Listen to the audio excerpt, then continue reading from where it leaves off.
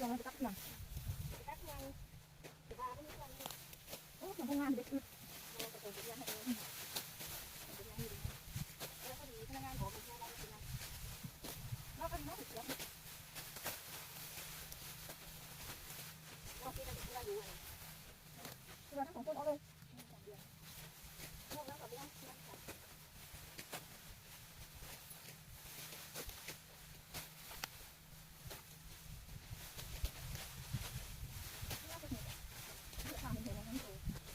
จำเนาะก็นั่งผ่านนะเราจะคนดึงเยอะไปหน่อยเอาจำได้เยอะเลยจ้ะยาลูกนาตาโลจะได้เอาไว้นั่นนี่เสียไว้น่ะตอนเขาพี่เดือนมานั้น4 โมงเขาเร็วนะ3 โมงอ่ะ3 โมงเป็น3 โมง3 โมง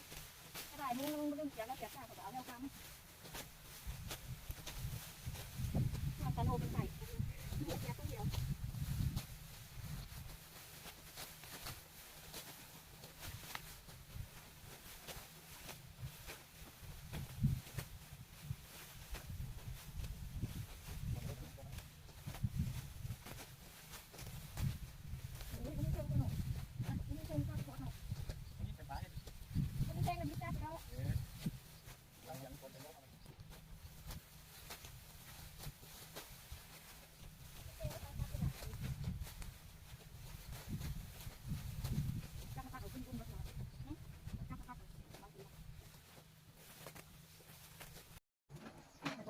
มือแล้วนะซื้อมันก็ออก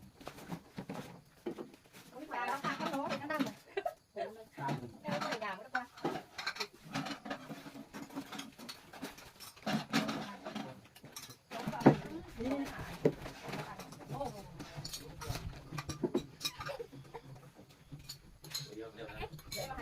ต้องลุงไหลลุงมาเลยไม่จ่ายไหวก็ได้ถึงเท่าไหร่ไม่ทำไงไม่ได้ไหว3 บาทแล้ว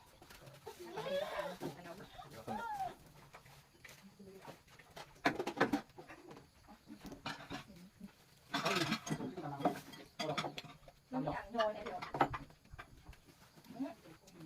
ปุ๊บมาบอกให้โทรดิน้ำไม่เก่งไม่เก่งไม่ได้การก็ได้ซึ่งมาแล้วมาเปลี่ยนไปแล้วที่เลิกแต่งตัวมันหน่อยพัฒนากว่านี้นั่นคือน้ำส้มเวลากินก็ว่าได้ตามกับทุกวันได้ตามบ่อยอยู่ที่ไหนกี่โมงยกเสือชายก่อนเวลายกขี่ก็นั่งไม่ได้ก้าวสิเขาไปนั่งนั่งไปได้แล้วน่ะมาเยอะหน่อยแล้วแกงล้อถึง3 โมงน่ะเกิดมันเอาอายมันก็ชิพอนถึงว่าเมื่อกี้นะทีอันนั้นไปรถบอกไปฮอดมันจะอินนะไปดินนั่นเลยจะมาแล้วมันจะดินกี่ด่านกว้างเลยน่ะน้อยก็คือว่าแกะต้มเลย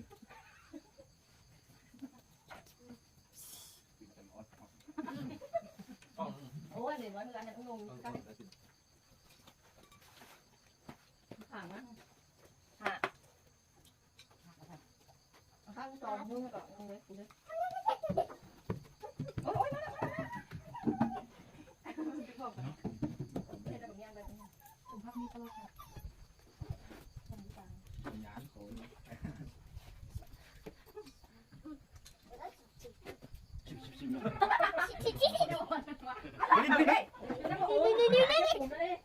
น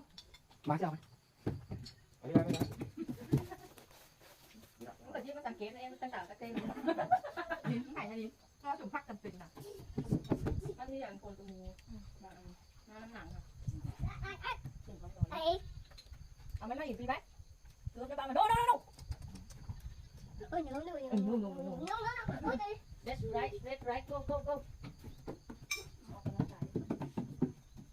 ถอยเหรอนี่อุ้ยดูเตะลูกเอ้านั่นเป็นพี่แป๊กชงเนี่ยชงทางคันเดียวคนได้เนี่ยเอาเถอะน้องหายค่ะน้องหายทำตลาดได้อ๋อนั่งมั้ยอยากดิดูดิไปตลาดหน้างานวางของดินไปดูทางหน้าตลาดอันนี้แห้งๆตลาดนี้นมนั่งไปทางไหนนั่งไปทางหน้าโฟมกันไข่ต้มไข่ดาวกันเนาะไข่อยู่บางแต่ทางออกไข่แล้วแค่ทางเก่าอะไปทางไหนกับหัวแล้วไข่แท้ ย่าเดี๋ยวเสือมาบังไปตรงนี้วะ ไปตลาดดูลองกันอันกูยืนดูทางเดี๋ยวนี่ยังมีมันหายอยู่ในตลาด ดินเด็ดดินออกมาน้องไอ้บอกประมาณน้อยไป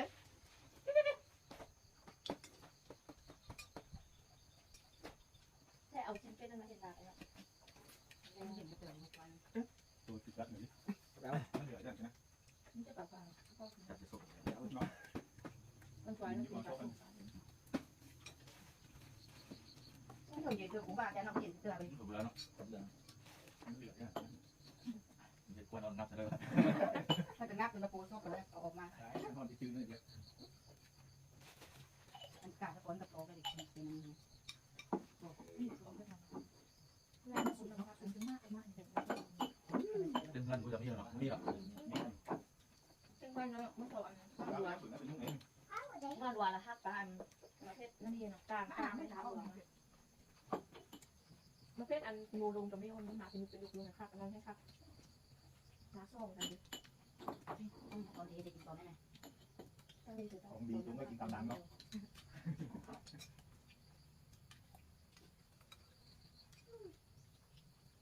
ของเดี๋ยวเป็นนะครับ ผมน้ำ ลูกคน ไป แม่ก่อนจะแม่นะ กินของห้องห้องเลยห้องไหนห้องนึง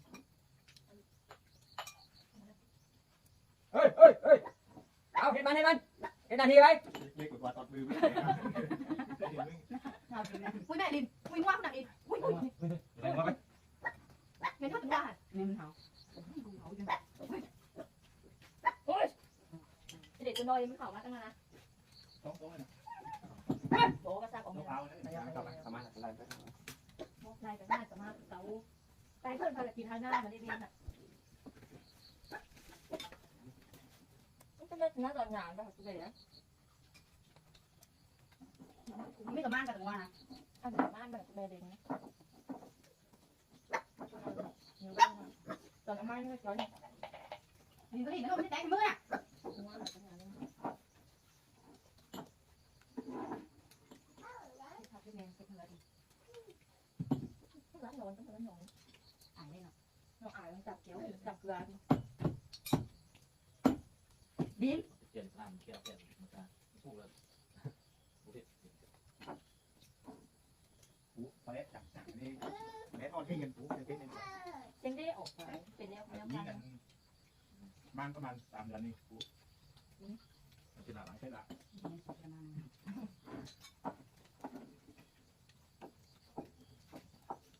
เร็วเร็วไปจ้ากูมาปุ๊บ นั่งบางไงกว่าน้อยไหม ผู้ป่วยน้ำนี่เป็นนะ น่าจะ ปูได้นานเขาเป็นนะ ไม่ได้ของกูนี่ว่ามันกว่าจินตามมาเนี่ยถ้ากูปล่อยใครคน ปูได้แล้วประเด็นอัน ใหญ่เลยนั่นอยู่ รับอาหารร้านอาหาร เปื่อยนั่นเอาไป ตอน เจ้าคนนั้นคนจริง ก๋วยเตี๋ยว คนนั้นไม่ใช่ เปื่ เล อย ย นั่น ร้านนึงมันก็หันมันก็กว่าจริงนะ เจ้าคนไม่ให้สีแล้วนะไอ้ผู้ ร้า ชาย นนั้นว่ากว่าจริงกว่าหอมกว่าใคร พุ่งเลย นี่ ไอ้ร้อยเป็นไอ้อันไหนสักครั้ง เขาถามแม่บอกกันยังไงจะไปผู้ไหนจะถามได้ที่ไหน ข้าวตัดเป็น กว่าจะรู้บอกว่าเนี่ยคือ แช่ตามนี้ครับ ถึงแม้เราจะมาก็ ดิน มาไหมไปนะเฮ้ย แม่ตะโกนนั้นยกไม่ ไหนไหนหนังงานเขาส่ง ไป เขาส่งแล้วไม่ไหนก็ส่งอื่น กินอย่างนั้นถูกไหมวะ ตีมา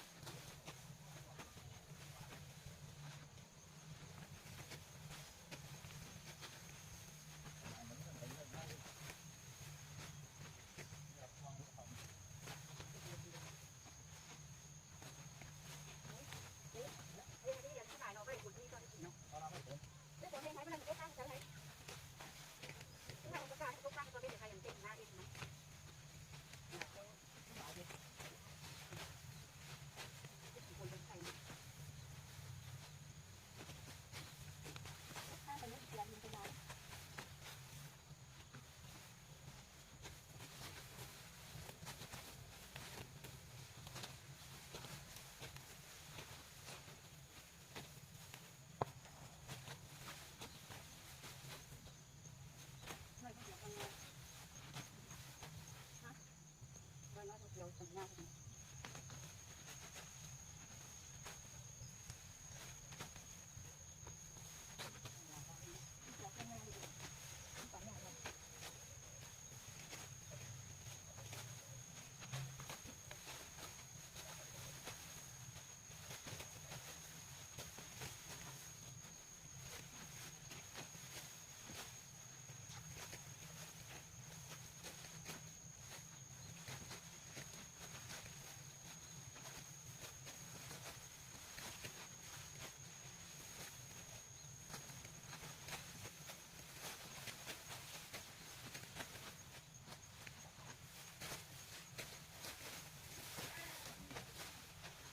ถ้าจะเอาไปนอกก็อาจจะตัวมาจะว่า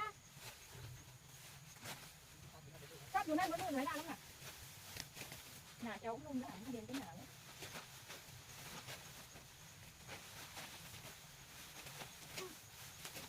น้ำเจียวของไทยเนาะเป็นตัวที่สุดแล้วดี น้ำไทยเจ้าทั้งตัวลุ่ม น้ำมันให้เขาที่เขาเดียวเลย บ้านเดียวผมก็ไม่ได้คาดเข่าเลยมากอีกใช่ป่ะนี่เอาไปงานเดือนของสั่งเลย น้ำเดียวจะบาดเดียวเลยเดียวแล้วป้าไปมาหัวคุณยำ คือบ้านเดียวเลย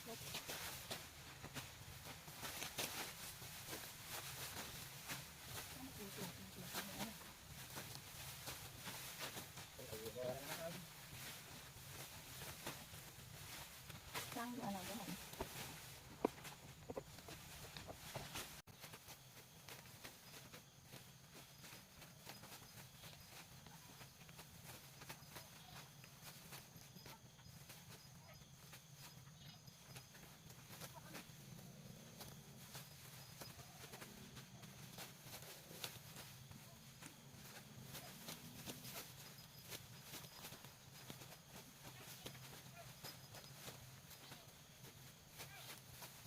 เดี๋ยวเราไปมันตรงงานกันไหมโอ้